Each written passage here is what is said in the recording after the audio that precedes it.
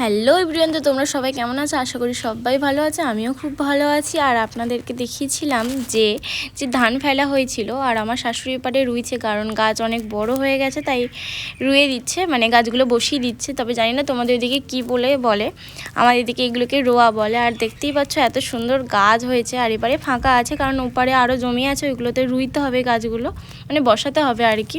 প্রচুর ঘন হয়েছে, খুব সুন্দর গাছ হয়েছে এবছর। তবে আর এপারে দেখো আমাদের গাছে পাতিলেবু হয়েছে, এত পরিমাণে গাছে পাতিলেবু হয়েছে, মানে এক একটা গাছে প্রায় 50-60টা করে তো পাতিলেবু আছে। নিজেদের গাছ বলে বলছি না, ভালোই রস হয়েছে, মানে কাটতে কাটতেই রস পড়ছে। তবে জানি না কেন এবছর গাছ থেকে না বেশিরভাগ লেবু না ঝরে যাচ্ছে, পাকেনি তার আগে থেকেই ঝরে যাচ্ছে। তবে জানি না কিছু এর হয়তো কোনো টিপস আছে, যদি তোমাদের জানা থাকে অবশ্যই আমাকে জানাও। মানে প্রায় এই লাইনে 8-9টা মতন গাছ আছে, কিন্তু এই গাছগুলো সব একই কেস হচ্ছে, পাকেনি কিন্তু পড়ে যাচ্ছে একটা দুটো করে।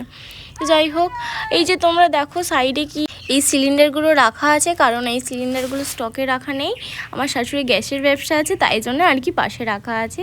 ঘর হলে অবশ্যই দেখাবো যে ঘরে রাখা হবে আর কি। তো আমার সোনু এখন ঘুমাচ্ছে, আমি ওকে একটু জ্বালাতে এসেছি, আর ও মনে মনে এটাই ভাবছে, এই কি কোনো কাজ নেই, সারাক্ষণ জ্বালাতে চলে আসে, একটু ঘুমাতে দেয় না, সারাক্ষণ এসে হাত দাও, ফোনটা নিয়ে মুখের সামনে হাত দাও। আরে ভাই, আমাকে একটু ঘুমাতে তো দে। এগুলো কি আমার সাথে, আমার চুল কাটছে তাও একটু চুলকাতে দেয় না, স্নানও করাবে না, এদিকে গায়ে পোকা হয়েছে, আবার আমাকে কান ধরে টানছে, আমি হাত দেবোই না। আর তুই যত খুশি হাত ধরে টান, আমি আর হাত দেবো না তোদেরকে। আবার ফোনটা নিয়ে মুখের কাছে বলছে